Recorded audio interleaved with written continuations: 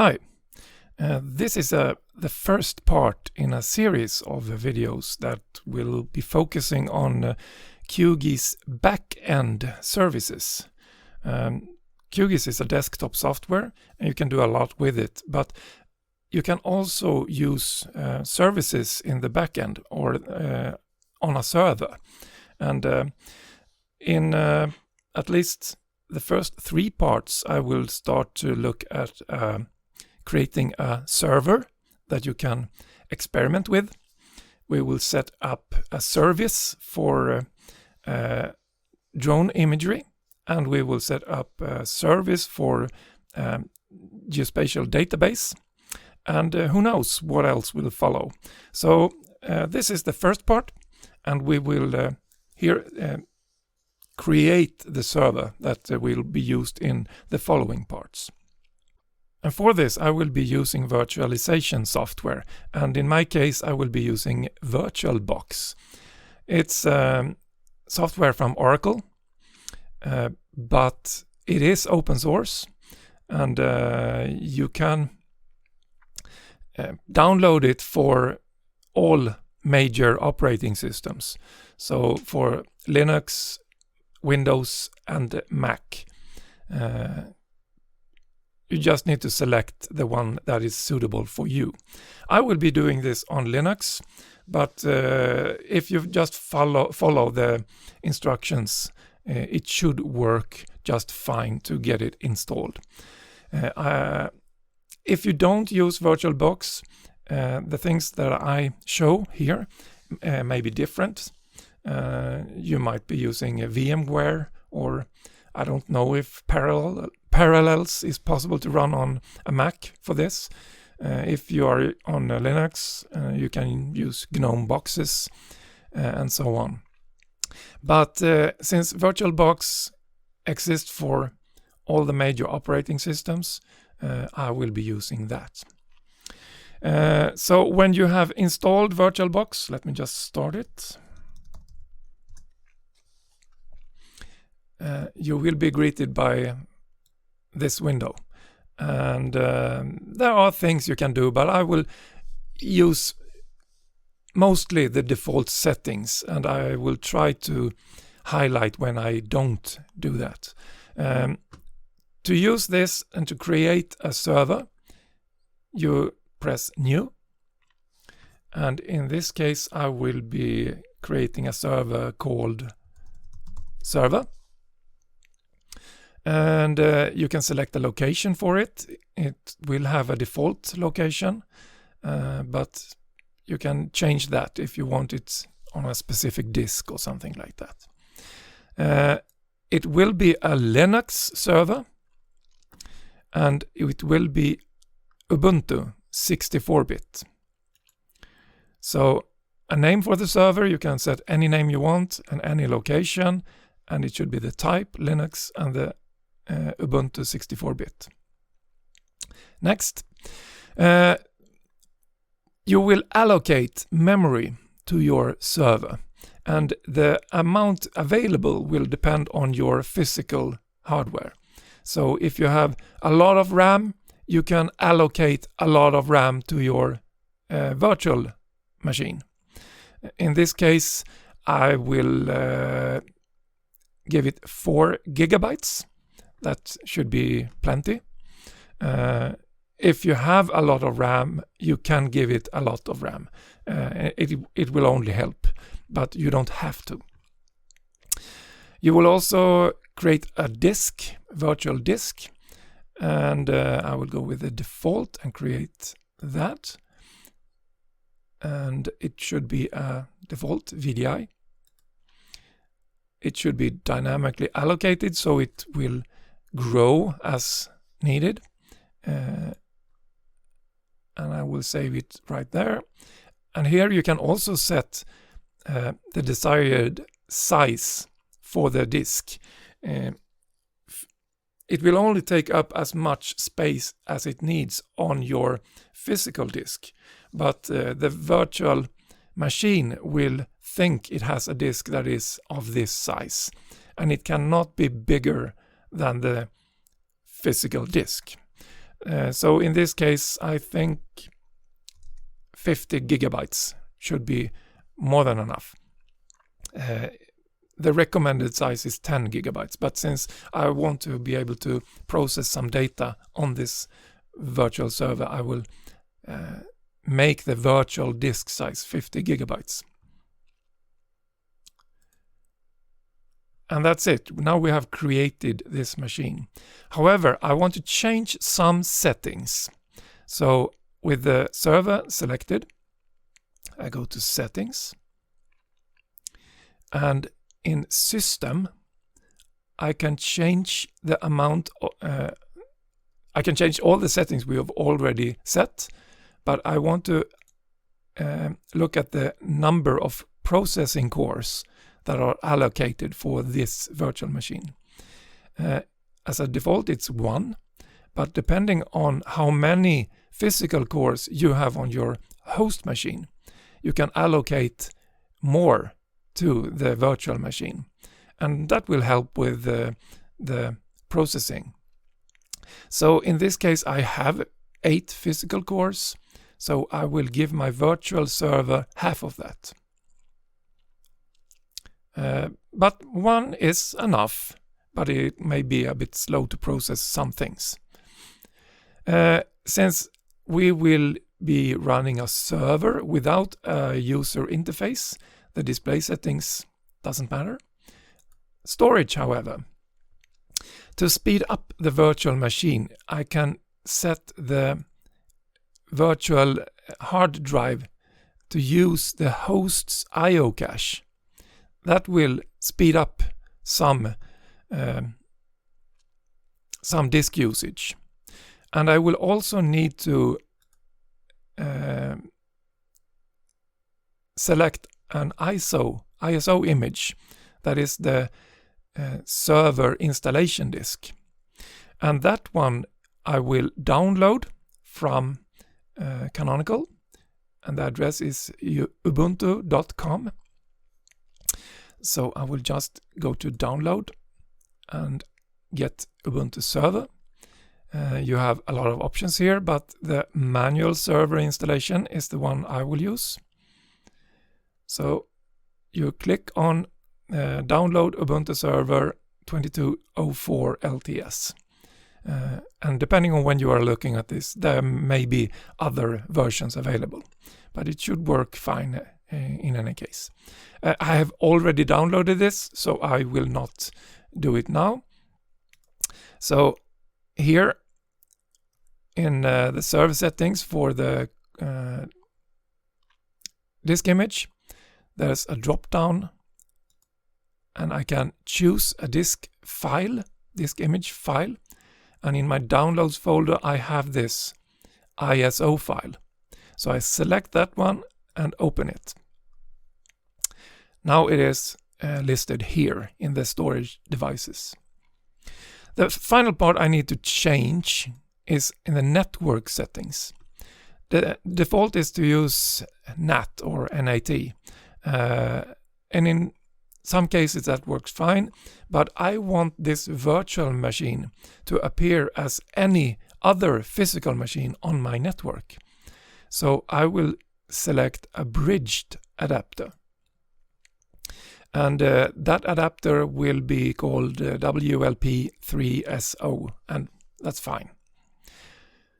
Okay, that's it. Now I can start my machine.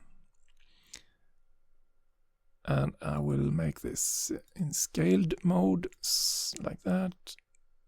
Make it a bit bigger so you can see the text. When it starts, you get some information here. You can just close that. Mouse will not work, so you will have to use the keyboard. And you can test memory or try or install Ubuntu Server, and that's the default, and that's the one I will be selecting with enter. And don't be scared, there are a lot of text that will be scrolling here, but most of it is just for information, and you don't need to pay too much attention to what is shown. So just let it scroll until you see something that is more or less done and awaiting some form of input. It shouldn't be too long. Right there. So you can now select the language for your installation. I will be using English as the installation language, but you can choose whatever you want. However, I will not be using an English keyboard. So using the arrow keys to go up to the layout, enter to select, and I will scroll down to my Swedish keyboard. So my keycaps will be in the right location. Go down to done, and it will be applying my configuration. You can, depending on what you want to do, select minimized Ubuntu Server. And selecting something, you do that with the spacebar. So go to the right location and hit spacebar. In this case, I will keep the default Ubuntu Server and go to done.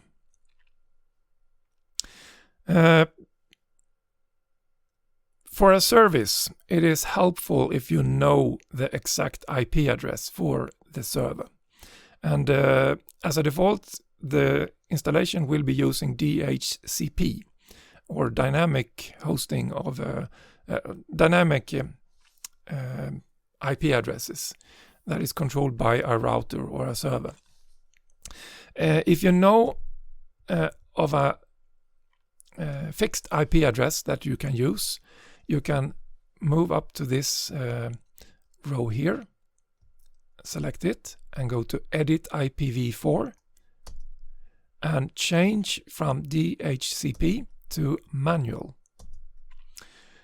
The subnet, if I go back here, you see in the row beneath here, you have the DHCP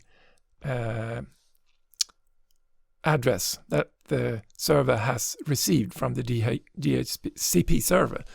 And that is 192.168.0.43/24.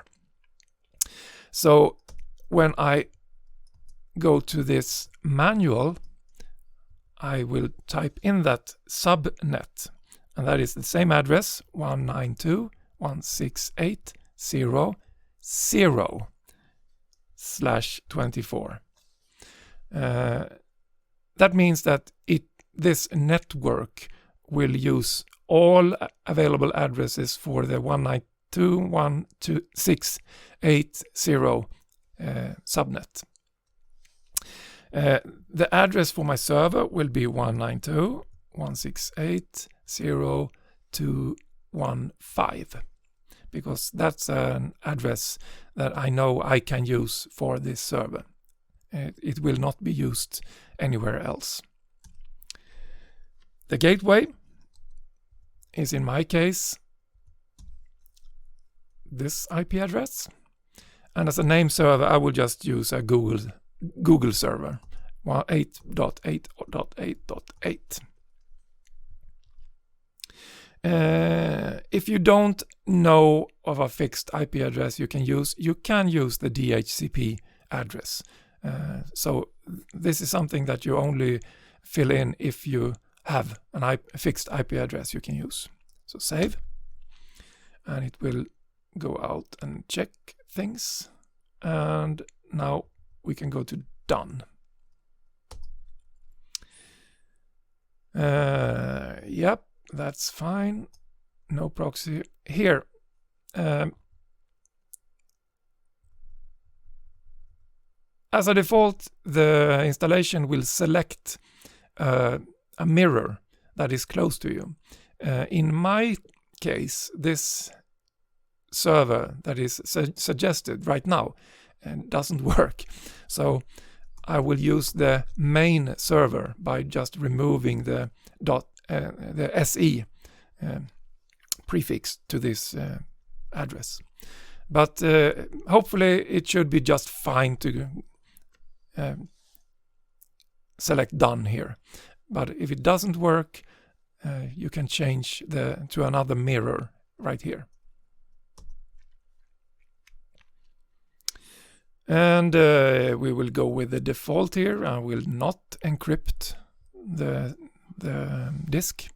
So done. And here's the collected information about the system that will be installed. And it's just select done. And we need to confirm that we want to override or overwrite any information on the disks. My name. You can type in anything you want here. Your server name. Let's call it server. It should be a unique name. A username. Geo. A password.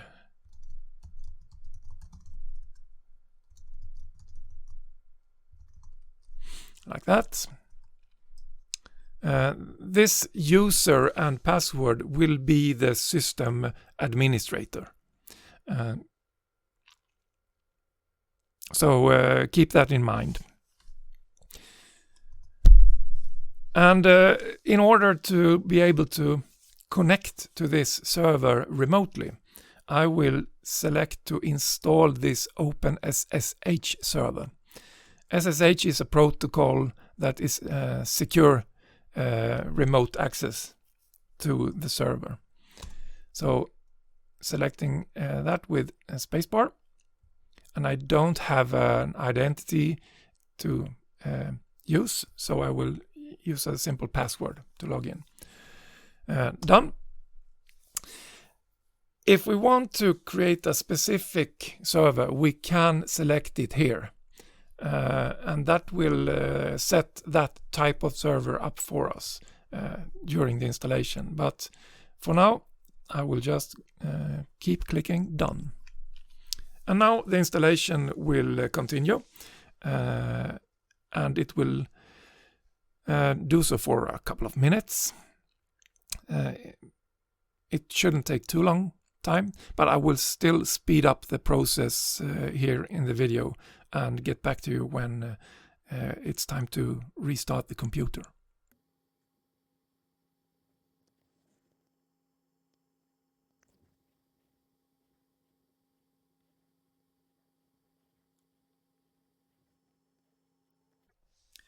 And we're done. So the installation also updated the system with the latest security updates. So now we can just reboot. And we will get a message that we should remove the installation medium and then press enter. So we just press enter because the media is virtual, so it is ejected. So press enter and the system will reboot. I will close this.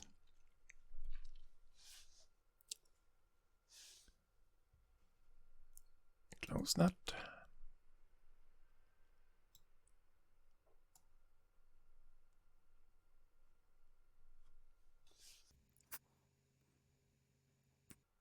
And we're done. Let me just clear this. And we can log in with our username and password.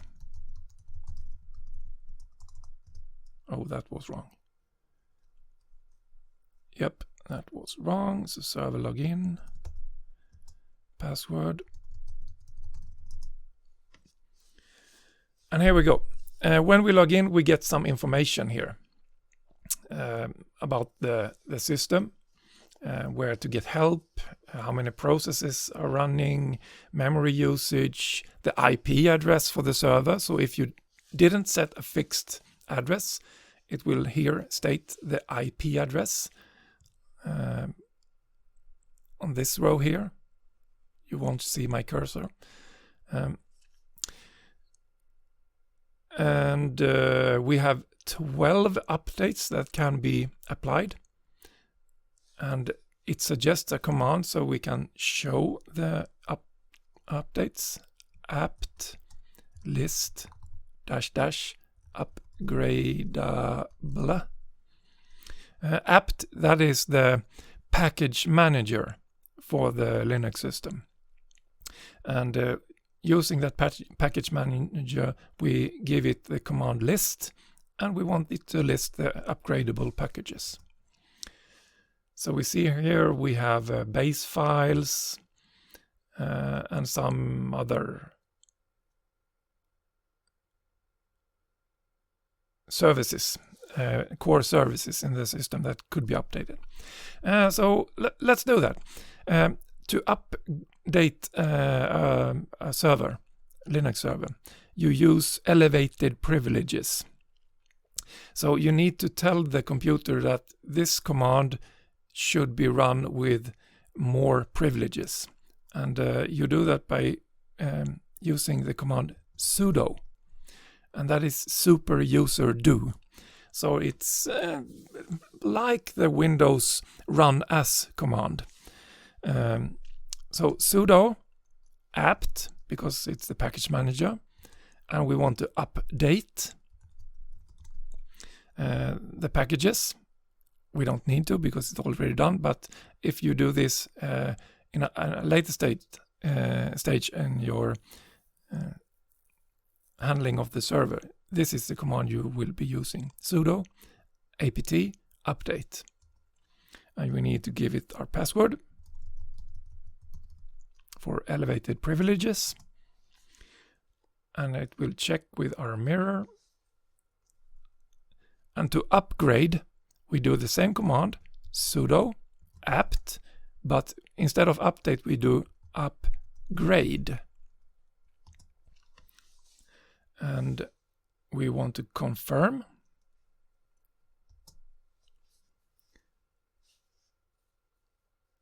And now it will download the update files. And when that is done, it will upgrade the system. And I think that this was there were some kernel upgrades here. So we will probably need to reboot the server when it's done. All services do not require a reboot, but in the case of kernel upgrades, it is usually required. But we'll see when it has finished installing.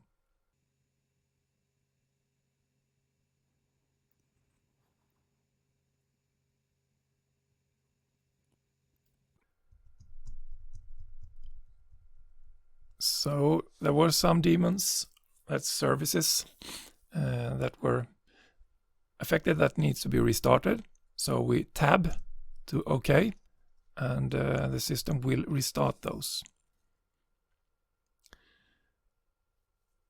And it doesn't look like we need to reboot the computer, but we can do that anyway to show you how it's done.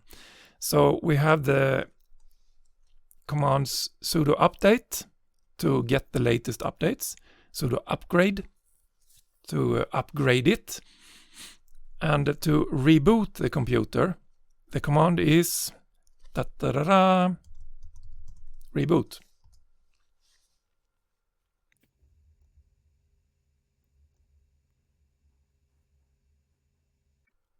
And now we are back. The server started. But instead of logging in to the virtual server directly, I will now use SSH. And chances are you're on Windows. And unfortunately, I don't have a Windows client to show you how to log in. There are possibilities to use the PowerShell to use SSH commands to log in to the server. That is probably your safest bet. There are also software like PuTTY that can be used to connect with SSH to a server. In my case, I will use a terminal. So let's see, starting a terminal. Here we go. this is, well, more or less like the PowerShell. So in my case, the command is SSH. I will give it a username that for the server, that's geo, @ and then the IP address 192.168.0.215. You will get something like this. Fingerprint identification for the host and the server, and if you want to continue, you can type in yes and press enter. You will need to give your password for the server. So not the password for your local machine, it's for the server that we just installed. And there we go. We get the same response here as if we were logged in the virtual machine. And you also see here it says geo. So we are logged in with the username geo on the server. So if you named your server something else, it will say that here. And from here we can also give the commands previously used, sudo apt update, and we will give the password.